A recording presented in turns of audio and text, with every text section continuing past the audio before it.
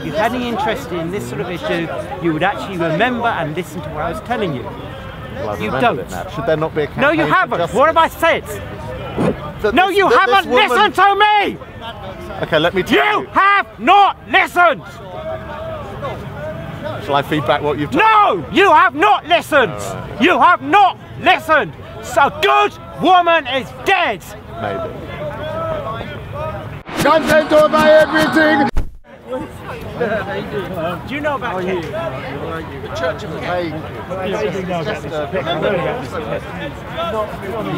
a single idea. Rather than, for example, you have like genetics, you have Marxist, which is ideas. There you go. It's a single idea. Oh my god, I know this lot, yeah.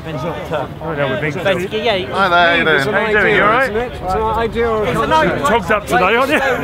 It's like a single unitary idea. It's freezing today, isn't it? No, it's transmitted by me. It's also a me. Now, Richard Dawkins would say that Kek is a me, but that's not the modern usage for it. So let's move away from me. Tell me what Kekistan actually is. Okay, let's say that somebody says to you, right, identity politics, you're white, and you say, no, I'm Kekistani. And they say, you're male, and you say, no, I'm Kekistani. So it's just a way of avoiding other Well, it's an identity for people who hate identity politics. No, it's not. It's a way to be... all it is? No. Oh no, it's much more. Right. It's shitlordery in that you shitlord people. Well, what's that mean? To troll people on. Are you familiar with trolling? Yeah. That is winding them up. Yeah. And whatever they push back at, and they say you're a racist. And you go, yes, I am a racist. Yes, you got me, and you wind them up because they've given you the raw material for it. Mm-hmm. So it is basically a huge attempt to wind up the left wing, who can't leave anything unargued. And they will argue you supposedly to a standstill, but in each argument they're giving you a little bit more material to go with. You say, yep, you got me, I am a whatever you said I was, and wind them up further. But the idea would be, for example, with the 2001 census, there are actually 293,000 Jedi in this country, self-identified Jedi. And they were thinking, well, can we get it as like a demographic category? Well, it's one of the aims. One of the aims. And like in terms of self-identified, somebody said, well, can we make it a real religion? And somebody else said, can you be a little more specific? As in, what makes a real religion? Really?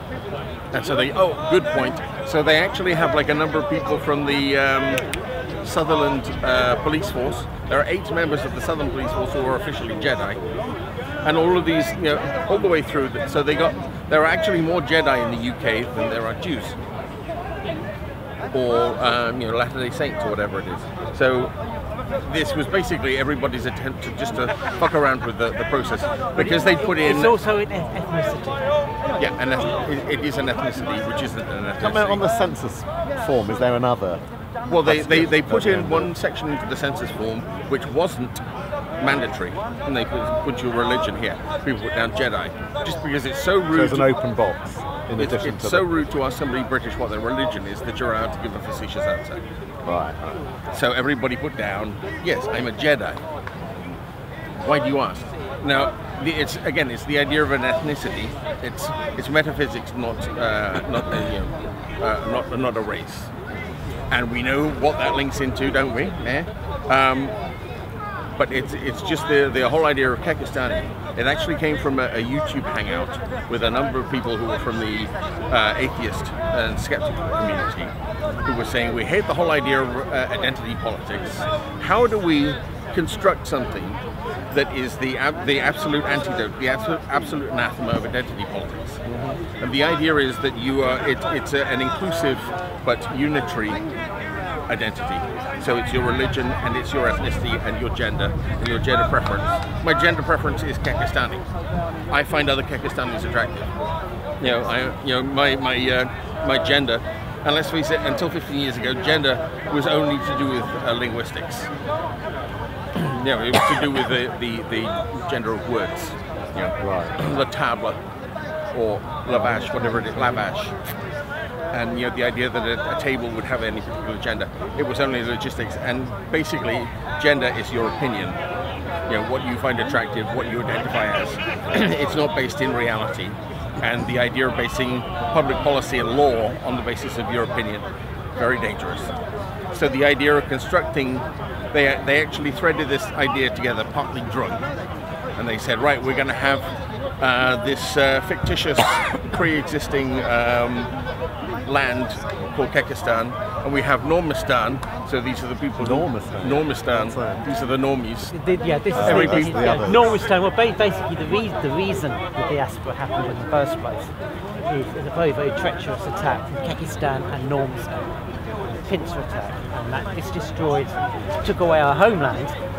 And we are an oppressed actually near people. Somalia, strangely enough. There is a danger, though, that even if yes. someone like me might agree with a lot of what you've just been describing behind it, there's a danger that you're going to come across as a bit sort of weirdos that are into gaming and sit in your own bedrooms on your computers.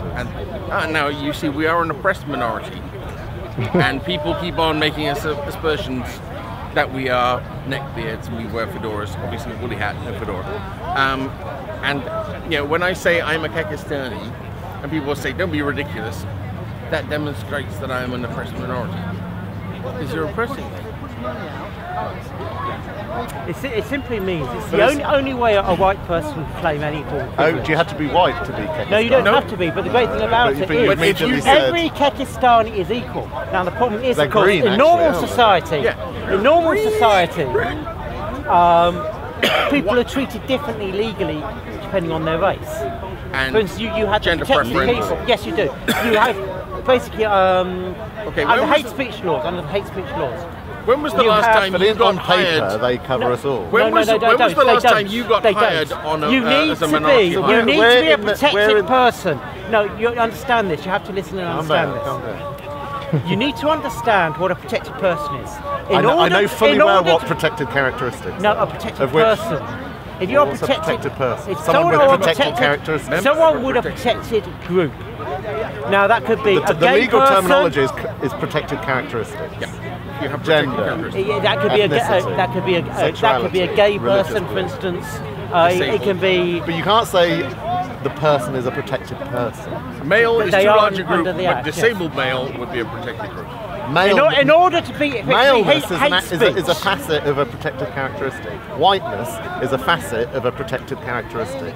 Except white people are not covered. They're part of 17%. No. Tell me where in 17%. law. Tell me where in law whiteness is not covered in the writing of the law. We're not talking. Oh no, he said it's in the writing of the law. You need to be a member of a protected group in order to be protected. Created race as a protected. Now you can legally say I'm very familiar with the Equality Act, and the Equality Act talks about protected hate speech.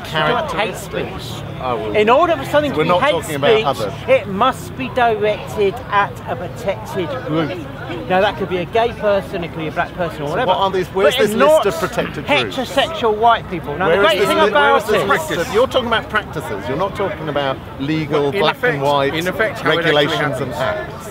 Because most of the law isn't written down, it's how it's actually written down in a way that equally covers a white, heterosexual white man. And objectively, the practice might be different, as he's saying, but he might be right, but you're not. My understanding is, and this was an article written by a lawyer, which unfortunately I can't quote, is that under the hate speech laws, it really does matter what your ethnicity is. I don't know so much about the hate speech laws, but in all other avenues of life. You can talk about your thing if you like, but I'm just trying to tell you about this thing. Specifically in regard to hate speech. Hate speech, yes. It does matter whether you're a member of a protected group or not. If you're not a member of a protected group, for instance, if this discussion were taking place in Nottinghamshire, I would not be standing up here because I would be objecting. This is something different. I'm talking about the hate speech laws here. Now, you have to be a member of a protected group in order to be able to have protection from, inverted commas, hate speech. For instance, you can insult me. List of protected groups, and where is it written down? Okay, I can mention some of them. We'll talk about the hate speech laws here. So they list groups of people. Yes, they do. Of which white men aren't one. Some aren't. If you're gay, you're covered strangely enough, recently, just during the last year or so, you're now covered if you're Cornish, rather bizarrely. But not if you're from Devon. Where is this list? So Where is if this you're from definitive Devon, written if down you're from list? Devon, you can insult Tell someone me as so much I as can you go and like. find this But list. if you're from Cornwall, I don't think it exists. but if you're from Cornwall, then it can be hate speech if you insult a Cornish person. Where is this written down? The great thing Where is this about written down? Is being it a written down? Kekistani is every It's not written Kekistani. down, so it's not written. Every Kekistani of whatever ethnicity or sexuality is equal under the law. Is equal under the law. That's the beauty of it, and that's the purpose of it. So everybody is you're equally talking about the protected, application. provided they are a Kekistani. And so if you wanted to be a Kekistani, you can instantly say, well, I have my all the aspects of my identity, and these are things that are used to divide and conquer. My gender preference, my sexual preference, my sexuality, my ethnicity, my sex, Kekistani, my religion. You know the Kekistani. fact that this government has said that they're going to change the rules around changing your gender.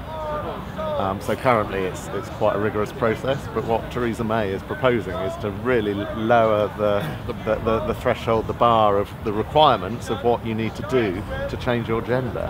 Do you know what problem that is going to cause the prison service? And the prison service that's going to cause the feminists. The prison service already has huge challenges with transgender people in prison, some of whom are like male to female prisoners who are raping the female prisoners. Well, whilst that in and prison. elite sport as well. And the what? Elite sport. They have these. To be honest, that's less of a worry, isn't it? I know. Than There's actually a female, prisons. a Canadian journalist called Lauren Southern, and she went through the Canadian process of. Do you know she's in England at the moment? Interesting.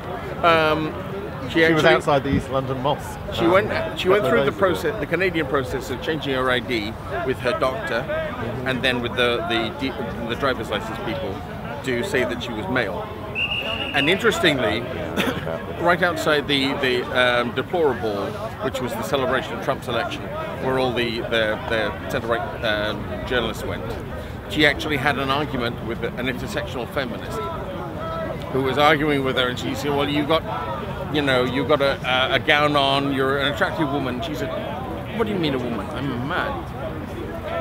Just misgender me."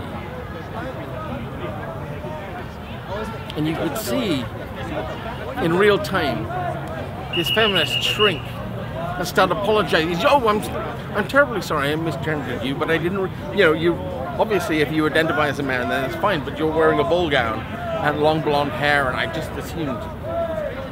And everybody who followed Lauren Southern had seen all of the stuff that she'd done, including changing the sex on her documentation, just to demonstrate how ridiculously, stupidly easy it is, and it's just an administrative thing. And your doctor will cave, and if you ask them to, they will say, "Yes, sure, you're identified as male." And how ridiculous the whole thing is. Now, if they're going for that in this country, there are all sorts of disadvantages to that which are obvious and don't take any thinking about at all. But it's once you start breaking down those categories that are do you have internal plumbing or external plumbing? Do you identify as having internal plumbing or external plumbing? It's the idea in your mind. It's a little with the thing in Nottinghamshire where they're saying if you disagree with a feminist, it's basically hate speech and they can nick you for it. Under English law, for a crime to commit, it needs to be mens rea and acta rea. So there's an evil intent and an evil action. And what they're suggesting with this hate speech law, it's something that's taken place in your head. So it assumes that you telepathically understand what my motivation is. So we take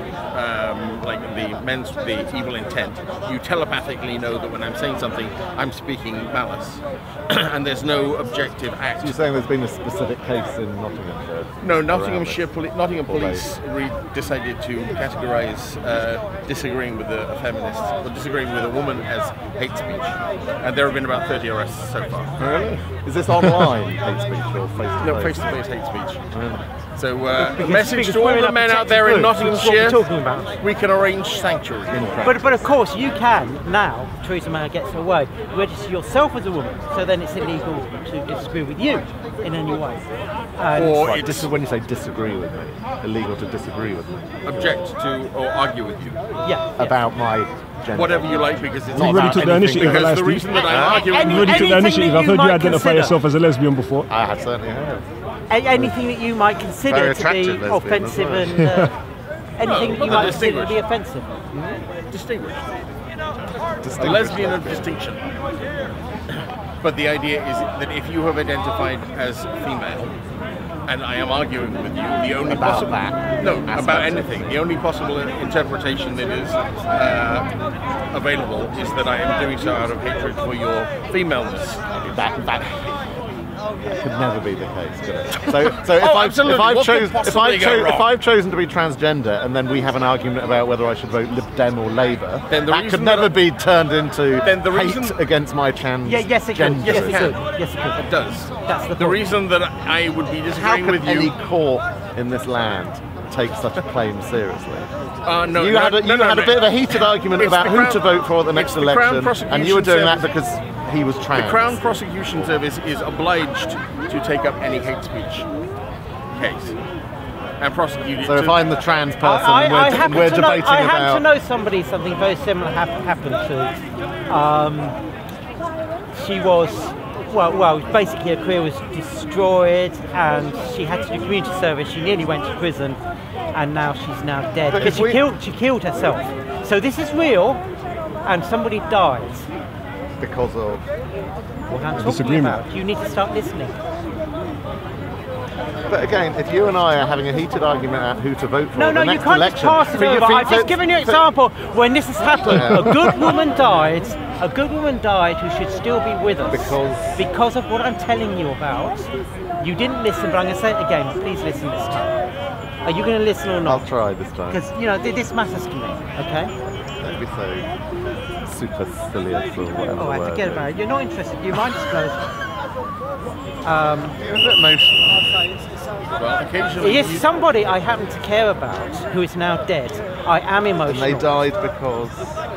I just told you. Well, tell me again. I've actually missed it. Because she got into a Twitter argument with a gay man. The gay man claimed it was hate speech. She went through a whole series of prosecutions, whole legal process that went on and on and on, which wore her down more than actual. What were the tweets punishments. about? What were the tweets You about? know, just arguments. About him being gay or about other stuff? No, about other stuff. About other stuff. But So it because wasn't it's about a- his homosexuality. Because- No, it's there got is an nothing but this argument. because he is Because he a was gay. No, listen to me! This matters to me. A lot of things matter to me. And it will matter to you if ever you get an argument with a protected person. I Okay. do that every week here. So listen to me. She was worn down by all the prosecutions. She went through 7 different arrests process. It just kept on repeating. In the end, it went to trial. What were the charges? Hate speech. She disagreed. She got into a Twitter argument with a gay person. How did that turn to hate speech? It's a protected That's what it category. is. Ergo, That's She what it wasn't is. talking If you- about him being gay. No. If you So how was it argue hate with speech? somebody who is in a protected category, the only possible motivation, according to the law, is hate. Whatever the subject of the Yes. argument. Yes. Basically, if you're part of the establishment, the establishment closes around their own people and say, this is one of ours, therefore any criticism of So- this establishment figure, listen to me, this establishment figure, it must be hate speech. It's basically a way for the establishment to protect itself. So before So what happened? Now listen to me, because you said you wanted to hear this, and you're going to hear it whether or not you really wanted to hear it. That's a bit totalitarian, isn't it? Carry on. Listen to me. So she went through these 7 different arrests and prosecution and all the rest.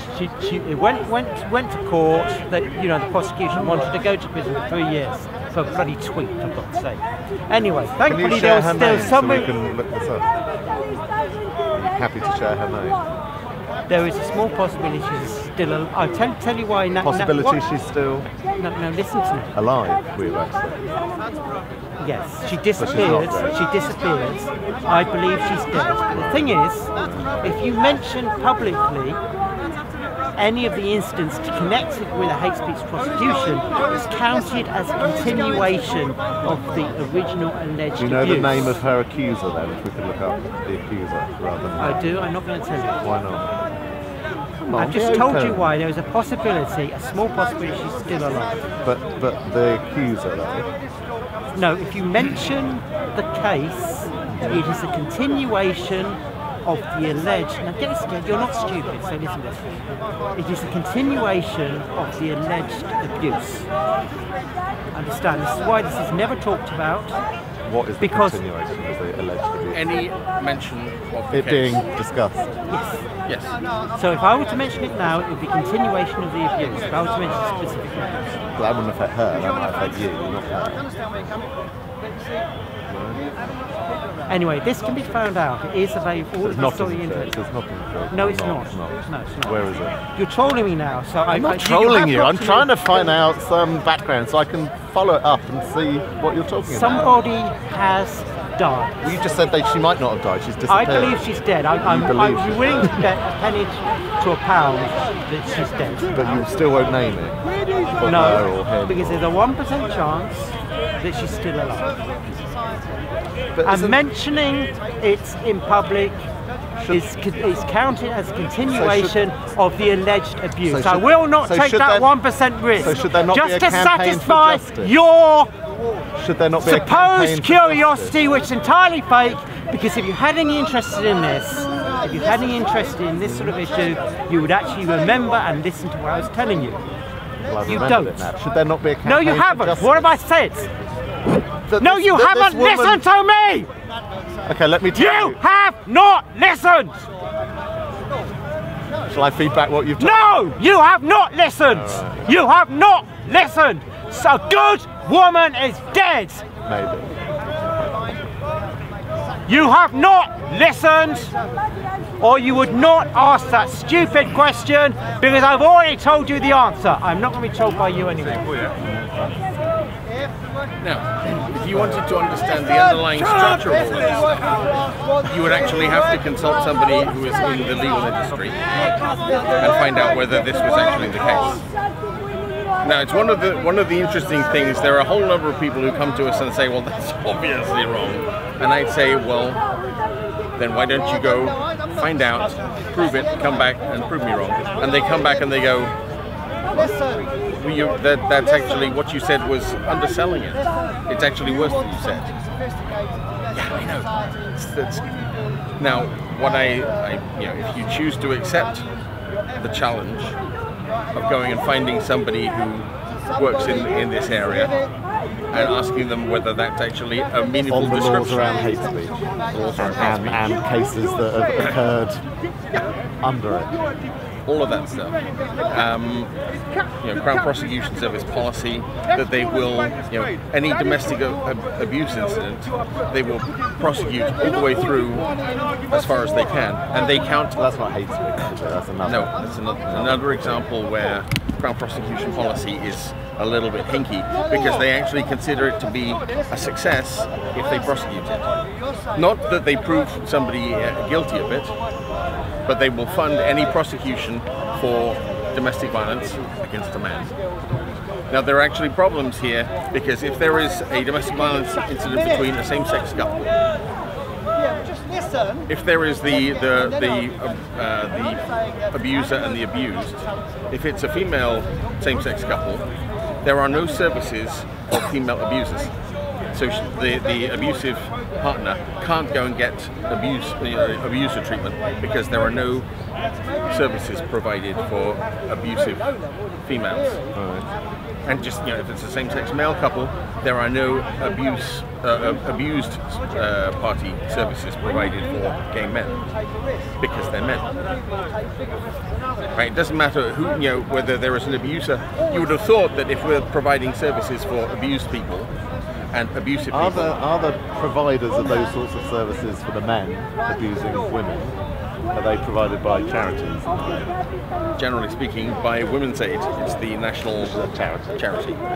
And they don't provide. I mean, if you phone up and you are being smacked around by your female partner, they will give you anger management. So therefore, courses. that's not necessarily state-controlled decisions, is it? It's the fact that charity is set up. That charity has because, for example, I know Refuge is a charity whose leadership is very gender obsessed, and does not entertain that charity, which is quite a sizable charity. They will not entertain providing any service, advice, or anything to the other gender side of the coin. And quite frankly, I think they have a potentially discriminatory employment practice as well, because they are very.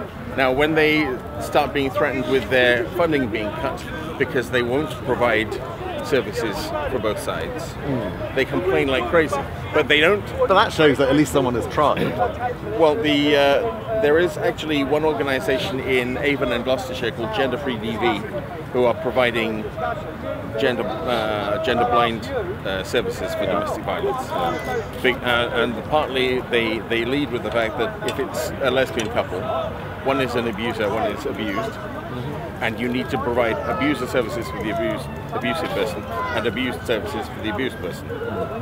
And if there is no such thing within the Duluth model, which is the model of domestic violence that is used everywhere throughout the Western world and increasingly through the developing world, this is man oppressor bad, woman victim good.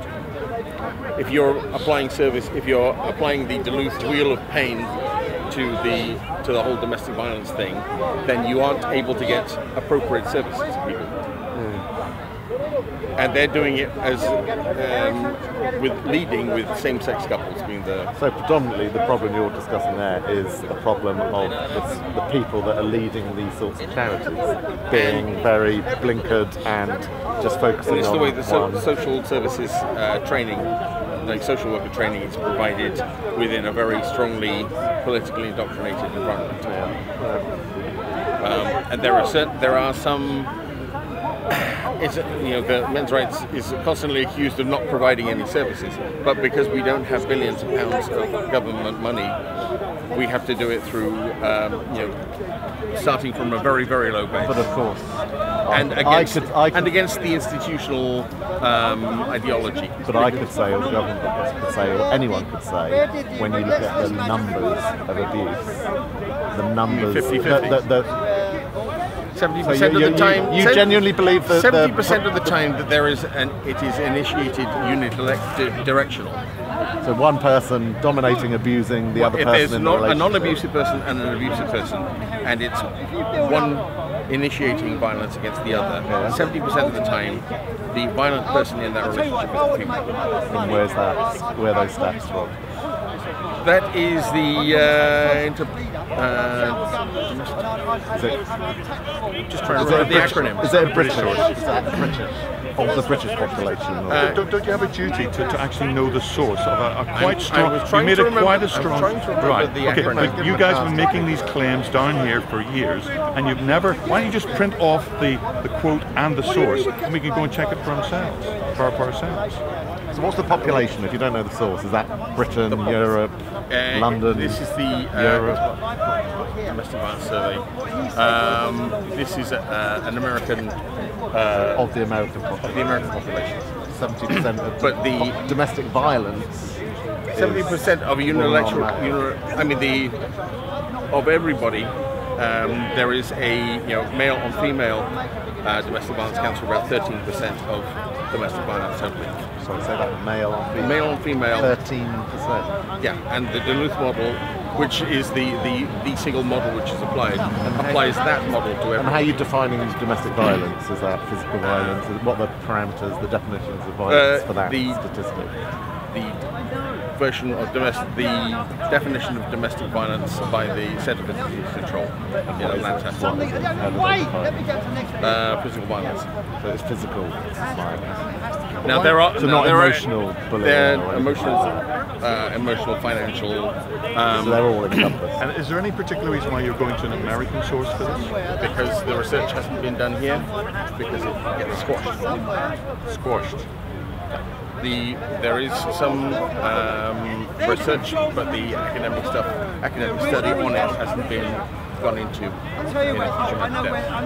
1974, when the first domestic violence centre was set up in London, in West London, Chiswick. The first person to set up the first domestic violence centre was Erin Pizzi, and she found that 63% of the women who came in were more violent than or as violent as the men that they were in relationships with. And they found that there are a number of different dynamics. A lot of people are in reciprocally violent relationships, and they suggested that the model isn't between the sexes, it's between generations. No, it's between generations. You are. So, for example, if there is a parent who is violent with a child, the child is likely to imprint on the opposite sex parent and learn that violence is a very effective conflict resolution strategy.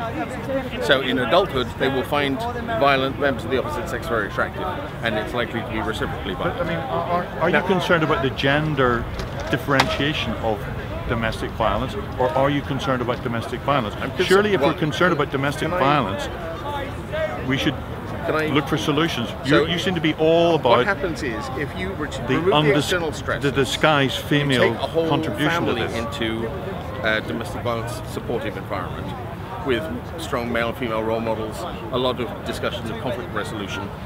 So you remove unemployment, alcohol, substance abuse, poverty, and reinforce these families and give them a bit of scaffolding. The possibility of actually breaking the generational cycle is very good. The prognosis is very good, but they couldn't get funding for that because in the mid-1970s the feminist movement had gotten pretty much everything they wanted from on the law books, and they were looking for a business model. Okay, but that's the so what they what they did was they decided that if you actually got rid of domestic violence, it ceases to be a cash cow. Now, if you remove a man from a domestic violence, how is it a cash cow? Because they can approach local government, they can have houses donated to them. If it's domestic, sorry, cash cow for the individuals, or cash cow for the organisation in the 70s, and for the organisation providing domestic violence services. The charity. 50 years ago. So what happens is they have never been audited once in 40 years. The charities providing the likes of Refuge, and they've never been audited. They tend to invoice. You have to put up accounts. You have to put up accounts. You're allowed a 2-year leeway if you're a new charity, but if you're an established charity, you need to be posting accounts every year. If you don't, then you or I can go and report a charity for non-publication of their basically, it's actually a franchise within each town, and they have to pay money to the UK Nationwide Women's Aid, and they do apply certain gendered recruiting practices that they don't actually have any people on their board who are female. Erin Pizzi, as I say, was the first person to set up a domestic violence rep in Chiswick in the 1970s. Found that she could get houses donated to her for women's domestic violence refuges, but nothing for men. And so currently I believe it is around 4,000 places in domestic violence refuges for women and around 16 for men. But can I point out something to you? If someone donates a house to a charity, they can't, as it were, control how the charity uses the property. So there's nothing stopping Aryan parents. Really? Why do you say that? Why would you imagine that would be the case? Because it's straightforward. Do you not think very rich people are donating to charities all the time? And they donate on one basis. Once the asset is transferred to a charity, it's under the trustees of a charity. You think they could have no influence? Listen, I've worked in the charitable sector and I've advised the charitable sector. Currently do. Right. Well, then you'll know that the trustees of a charity then have a legal right to look after the financial stability. So they can't be kowtowed by. Really? You really believe that? They cannot be kowtowed by. You really believe that? When it comes to the financial stability of the charity, they have to decide on the basis of. That's not what we're talking about. We're talking about whether he's suggesting that Erin Pizzi was donated these houses, and I'm saying that Erin Pizzi, like any other charity owner, could then have taken those and used them for any purpose, so long there was a demand right? So just because someone donates something for one use doesn't mean forever and ever it's going to stay that way. She was actually elbowed out of her own, the charity that she set up, and these are now rather ideologically singular.